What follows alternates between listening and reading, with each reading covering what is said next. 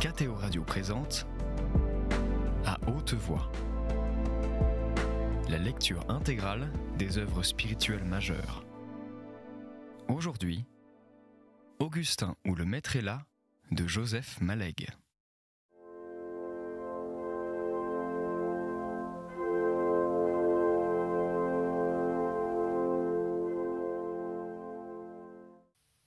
Le jésuite chercha à comprendre, fit le geste de toute ignorance, élevait les sourcils sur un visage étonné. Mais si, tu m'as dit, Dieu ne laisse périr aucune âme de bonne volonté. Il enverrait plutôt un ange, tu te rappelles ? L'argilier ne se rappelait pas exactement, mais telle était bien la pensée de saint Thomas.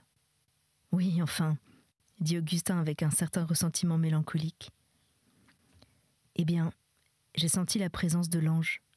Je n'ai pas eu un amour de brute, tous les rythmes et musiques. Ce me fut une nuit d'enivrement religieux, une nuit pleine de Dieu, une nuit de résurrection, mes Pâques, le sommet des béatitudes terrestres, plus un grand feu jeté par les autres. Je sentais une sorte d'épouvante que Dieu daigna s'occuper de moi individuellement. Une fulguration à moi destinée, portant mon nom et mon adresse, traversant tous les déterminismes, perçait mon cœur au point juste. Le grand texte classique, telle goutte de sang pour toi, je le transformais, pour toi, telle étincelle du buisson ardent. Même les mots qui l'appelaient, elle seule, rendaient le son de Dieu. Tu m'as ravi le cœur, ma sœur fiancée, d'un seul de tes regards, d'une seule des perles de ton collier. Détourne de moi tes yeux car ils me troublent. Naturellement, j'écartais les plus violents, les moins prononçables du cantique. Sauf à l'aube, un bout de sommeil noir, cet enivrement d'humilité triomphale et foudroyée dura toute la nuit. Ah, j'oublie les roses, un parfum intermittent venu de mes roses. L'argilier vit ses mains sortir de la couverture, se rejoindre et se renverser en tordant leurs doigts. Il entendit une toux quinteuse et secouante, 4 ou 5 petits coups au plus, puis d'une voix sourde, « Donne-moi de l'eau froide ». Le verre d'eau se trouvait sur la table de nuit avec la fleur d'oranger et le sucre. L'argilier fit le mélange et le lui porta. « Merci. J'aurais préféré de l'eau pure, mais ça ne fait rien. Pleurer me brûle un peu. Rire aussi. » Il but lentement, avec des souffles entre les gorgées. Du sucre non fondu resta au fond du verre. Sa voix revint à une calme lassitude. Christine t'a dit tout le reste. Dans la même semaine, son petit garçon et ma mère sont morts entre nos bras. En rentrant du cimetière, j'ai craché du sang, incident commun à toute vie. Il faut qu'il nous frappe sur l'épaule pour qu'on ose y voir un destin singulier, un manque de simplicité, une sorte d'exagération dans l'attitude du monde envers nous. Restait une partie des aveux non dites, un débris particulier surnageant sur ce désastre, suivant la loi des grandes douleurs. Il le prit par le bout le plus lointain, le plus funèbre et le plus doux. Dans cette boue glacée du double enterrement, je la revois encore, ma presque fiancée. On nous avait dit nous attendre, Christine et moi. J'ai vu leurs gestes d'attente, debout contre leur voiture. J'ai tous ces détails nets pour jamais, mon jamais à moi, bien entendu. Un jamais de 3 mois. Notre accablement n'a pas eu l'audace d'aller se faire consoler. Des gens guérissent de ce que j'ai. Pouvais-je proposer à mademoiselle de Préfaille 3 ans d'attente ? Évidemment non, n'est-ce pas ? Évidemment, fit l'argilier. Évidemment. Sa décision avait été beaucoup plus dure et immédiate, sans cette fade hésitation d'espérance qu'il lui prêtait aujourd'hui. Il le savait bien. Il était plus faible. Voilà tout. Il remodelait un peu ses souvenirs, qu'était un pauvre conseil rétrospectif. Comme le silence, cette fois, durait plus que d'habitude, l'argilier, levant sur lui les yeux, vit qu'il pleurait sans secousse ni effort, sans rien cette fois qui pût le brûler. Rien non plus pour se cacher, ni mouchoir, ni détournement de tête, rien du mécanisme social des pleurs. Elle coulait tranquillement de ses yeux fermés sur ses joues non rasées, de chaque côté de ses oreilles. Il se mit à tâter autour de ses poches, sans s'essuyer le visage. Je voudrais te montrer leurs lettres affreuses. Et non, c'est dans un autre veston. Et non, c'est dans un portefeuille qui se trouve dans l'armoire. D'ailleurs, peu importe. Il tremblait d'anxiété fébrile et d'asthénie. J'ai cassé tout lien. Elles ont dû voir là de l'inexplicable, une sorte d'insulte, peu importe. Peu importe. Ce qui sauve tout, c'est la mort. Elle console de la vie. Je compte les jours et je les barre, comme à la caserne. Peut-être que je m'en irai plus tôt, je déserterai. Christine restera seule. C'est elle qui a deviné que j'aimerais te voir. Moi, je ne savais pas, c'est tout. Je t'ai pris beaucoup de temps. Mon temps, fit l'Argilier, s'arrachant lentement à l'oppression de ce cauchemar. J'ai demandé la permission d'être auprès de toi tout le temps que je te serais nécessaire. Les plus grands dons scientifiques, des perspectives d'institut et de prix Nobel, et je demandais la permission, comme un petit écolier. Une vigoureuse saveur de bouffonnerie arracha au malade 2 ou 3 secousses d'un rire désolé. Mais l'Argilier ne s'en inquiéta pas. Les approches de la mort, fit-il les 2 mains méditativement jointes, supportant un visage aux yeux baissés. On a tort d'attribuer à cette proximité une importance unique. Elle ne change pas nos devoirs. Nous faut-il aimer Dieu davantage parce que nous allons mourir ou détester plus fortement nos fautes ? La loi de toute vie se fait-elle plus contraignante précisément à la fin de la vie ? Et si nous venions à récupérer un certain nombre d'années, nous faudrait-il moins aimer Dieu ? C'est une grande bénédiction que d'être prévenu de sa mort. Tous nos motifs se simplifient, subissent une hiérarchie que nous ne discutons plus. Tous les motifs en suspension dans la vie se précipitent sauf un. Nul doute que ce ne soit très commode. Et parfait si leur élimination et la nôtre étaient contemporaines, mais c'est le temps entre les deux. Écoute. L'Argilier écoutait en effet cet incessant mélange de sarcasme et de misère. Mais le petit rire forcé ramena la toux et la brûlure. Le malade de nouveau posa ses paumes à plat sur la poitrine, tendit une main, reçut le verre d'eau froide et le but lentement. « Écoute, reprit Augustin quand fut reconquis l'équilibre respiratoire, je voudrais te faire comprendre. » Il eut l'air de compter la distance, de prendre son élan avant de sauter dans un sujet qu'il avait ruminé tant de fois depuis 2 mois. J'ai eu un vertige physique qui m'a fait peur. C'était un des premiers soirs après ma lettre et leur réponse. Cette sensation m'a pris au lit. J'ai bien vu que j'effrayais Christine. Je me suis crue à l'intérieur d'une sphère tournante. Qu'est-ce qui tournait ? Ma chambre ? Mon rideau de fenêtre ? Le plafond ? Impossible de le dire. Je les voyais stables et tournant à la fois, et cette contradiction me donnait la nausée. Leurs mouvements giratoires arrêtés par mes rectifications recommençaient quand elles fléchissaient. C'est sur leur modèle, à ces objets tournants, que j'ai senti vaciller des choses plus personnelles. Ma conscience d'être au lit, la sensation de mes draps et celle de mon crâne, puis mes habitudes d'esprit les plus permanentes. Je ne pourrais préciser lesquelles. Peut-être l'idée que je me trouvais dans un monde stable, parmi des choses classées et intelligibles, et aussi mon pouvoir de faire un raisonnement, de prévoir.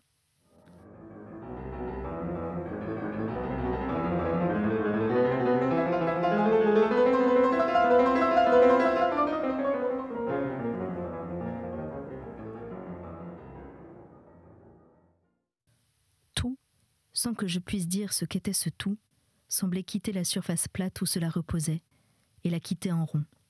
J'ai effrayé Christine qui posait son lait froid sur la table de nuit. Je disais « Ce n'est pas le plafond qui tourne, mais le pôle », voulant dire mon pôle mental. Elle est revenue à plusieurs reprises, doucement, croyant que je ne l'entendais ni ne la voyais. « Je crains que tu ne te fatigues, dit l'Argilier. Cesse de parler, repose-toi. » Augustin fit non de la tête. Il y a une technique de la vie réduite, une technique de la toux, du crachat, de l'effort verbal. C'est la première chose qu'on apprend ici. D'ailleurs, t'y voir m'apporte une petite exaltation, tu le devines bien.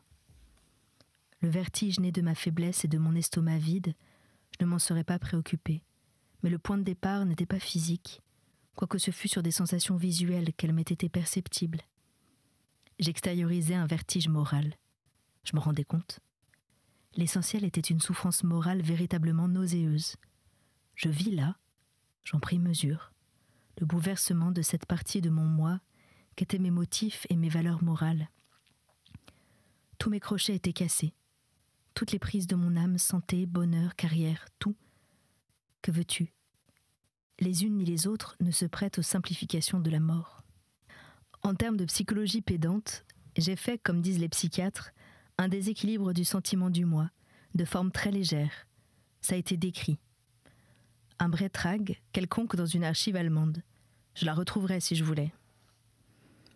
Je filais vers un inconnu que je sentais pas être Dieu, différent aussi de l'anéantissement pur et simple. Comme ma nausée morale avait enfanté une rotation de lits et de plafonds, ce départ vers un monde inconnu procéda lui aussi quelque chose de matériel. Le glissement sur les parois lisses d'une immense cuve, et aussi un nombre limité et précis de minutes, ruisselant à petits bruits d'eau sous mon lit. Tout cela ne m'a pas effrayé, mais m'a montré l'obligation de conquérir un nouveau pôle pour ce monde où je ne me retrouvais plus. Il en faut un. Si peu qu'on dure. Jusqu'à ma mort, j'ai besoin d'un centre, comme j'ai besoin de manger. La plus violente faim fut à la date de mon vertige, mais il y en a eu d'autres, avant et depuis. On heurta à la porte. Un heurt cotonneux, comme d'une main gantée. Elle s'ouvrit, sans qu'Augustin eût besoin de parler. La grosse infirmière blonde entra, portant sur un plateau le goûter de 4 heures et sous l'autre bras une bouillotte chaude. Elle avait dû heurter la porte du genou. « Déjà ?» fit Augustin. Des biscottes enduites de beurre et de confiture, des toasts, 2 tasses de cacao sur une table passée au ripolin blanc frôlèrent la chaise longue. Puis l'infirmière changea la bouillotte comme la première fois, fit à Augustin un large sourire d'allemande, eut envie de parler, fut sans doute intimidée par le visiteur, et partit. Je n'avais jamais pensé que mes motifs dussent finir avant moi, que nous ne mourrions pas ensemble. Trouve-moi un motif qui transcende mes dernières semaines, ou mes derniers mois, l'unité de temps ne compte pas. À peine posé, le cacao et le pain grillé s'étaient mis à donner ce petit fumet des réveils qui traverse l'odeur des lits. « Je voudrais, fit Augustin, que tu m'écartes un peu ça. » Quand ça fut écarté, l'argilier le vit hausser lentement par-dessus la chaise longue, 2 maigres jambes chaussées de pantoufles, se lever, assurer sa main au dossier et recommencer dans la blanche chambre ripollinée un de ses voyages entre fenêtre et lit, dont il devait peupler tant bien que mal les après-midi désertes. « Prends une de ces tasses, dit-il en passant. Le chocolat suisse est bon. »« Je crains encore que tu ne te fatigues, » l'avertissait l'argilier, comme le pilonnement sourd et glissé des pantoufles allait et venait. Se retrouvant près du lit, il s'y étendit sans répondre, la tête sur le coude et le coude sur l'oreiller, ce qui obligea l'argilier à installer sa chaise auprès de lui, sous le feu de ses yeux ardents, restés impérieux jusque dans leur détresse, à bien peu de distance des osseuses pommettes rose fièvre. « Tu n'as pas de rabat ?» dit-il indiquant la soutane. « Ah oui, tout ça c'est romain. » Puis, retour au timbre grave. « J'ai peur de t'exposer des désirs impossibles, la paix de tes dogmes sans tes dogmes, ta stabilité sans tes étais. Que veux-tu, mon ami ? Il faut voir les choses comme elles sont, et la mort n'y change rien. » « Dis-moi, fit l'argilier, quand tu as souhaité me voir, je serais d'ailleurs venu de toute manière, qu'as-tu le plus souhaité ? As-tu voulu l'ami et toléré le prêtre, ou désiré l'un et l'autre à la fois, et seulement l'un plus que l'autre ? Ne cherche pas trop superficiellement, laisse parler tes sincérités profondes. » Ils s'entretenaient d'une voix assez sourde, presque tout bas, se trouvant si près l'un de l'autre que le souffle d'Augustin tombait sur les mains de l'argilier, posées sur le rebord du lit. Il en sentait le coup de chaleur périodique. « Si j'ai voulu un ami, pas X, ni Y, ni Z, pas l'incompréhension des gens à bonheur terrestre. Si j'ai voulu un prêtre, pas le chanoine B, ni Amplepuis, ni des professionnels du sermon, avec une brusque violence devant le fantôme de ses fiançailles. Pas Herzog. J'ai voulu prêtre et ami, ensemble. Un ami qui fut prêtre, oui, probablement. Pour que je puisse devant lui m'agacer librement. Voilà. » L'argilier voyait aller, venir, geste chasseur de mouches, une main maigre blanchâtre aux ongles bombés. Il comprit que son ami commençait une de ces impatiences de malade, qu'il ne lui connaissait pas. S'il n'a pas à me proposer qu'une nouvelle application de ses dogmes, aussi fatigué que les autres, je veux pouvoir lui dire « Il vaut mieux que tu t'en ailles, vois-tu ». Il ajouta, tremblant et la mâchoire dure, qu'il ne profite pas de mon désarroi, qu'il ne me jette pas à la tête ses hypothèses catholiques, qu'il ne me prenne pas sa revanche sur moi avec les cartes truquées de la mort. Pas ça, pas ça. Il ouvrit encore et ferma 2 ou 3 fois la main droite, fléchit tout à coup, laissa retomber sa tête dans l'oreiller, continua de siffler « pas ça » du fond de sa lassitude et pianota une sorte de mesure sur le drap pendant quelques secondes. La figure grisonnante au teint brouillé, couleur de son, restait inaffectée, immobile et douce sous l'orage. Augustin sentit un commencement de remords. Cette sortie te montre ce que je suis devenue. Tu ne m'en veux pas, dis. Je prends ton âme telle que Dieu me la présente. Une réponse de révérend père, je veux celle de l'ami. T'es bébête, fit l'argilier. Augustin eut une sorte de vague détente des traits, intermédiaire entre le sourire, l'indifférence et l'ennui.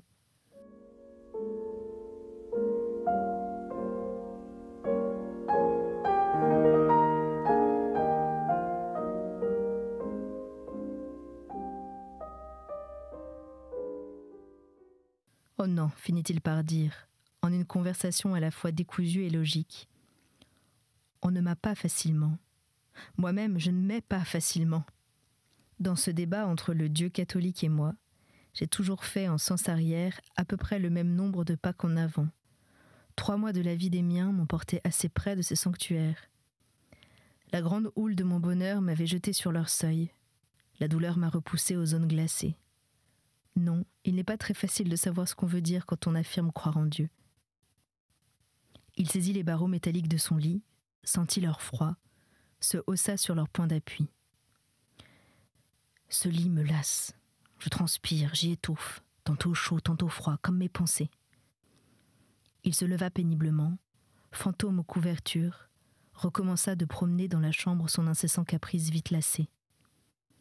L'argilier se demandait s'il était ainsi tous les jours ou seulement ce jour-là, par énervement et à cause de lui.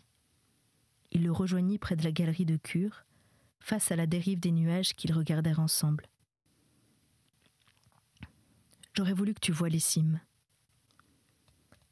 Ce qui s'apercevait, dans la capricieuse disposition des neiges, c'était un paysage splendide et théâtral. L'énorme vallée du Rhône, les débouchés perpendiculaires, bleuâtres et devinés, la Grionne, l'Avançon, la Grande Eau très bas dans les brumes du début du soir. Des ouates confuses obstruaient tous ces creux, et les cimes aussi restaient obstinément cachées, le plafond des nuages décapitant les pentes blanches. Mais aux moyennes hauteurs neigeuses ou violettes, dans le désordre romantique des montagnes, des villages s'apercevaient, bâtis à la mode du pays, sur des réseaux perdus le long des pentes, pleins de sensibilité suisse, une sorte de liberté pastorale, casanière et chantante, rude et douce, blottie contre les monts. « Il y a trop de neige cette année, fit-il agacé. Des brumes, rien que des brumes, on dirait mon cœur. » Oui, j'aurais voulu que tu voies ces cimes. Enfin, des cimes d'un autre ordre ne te sont pas refusées.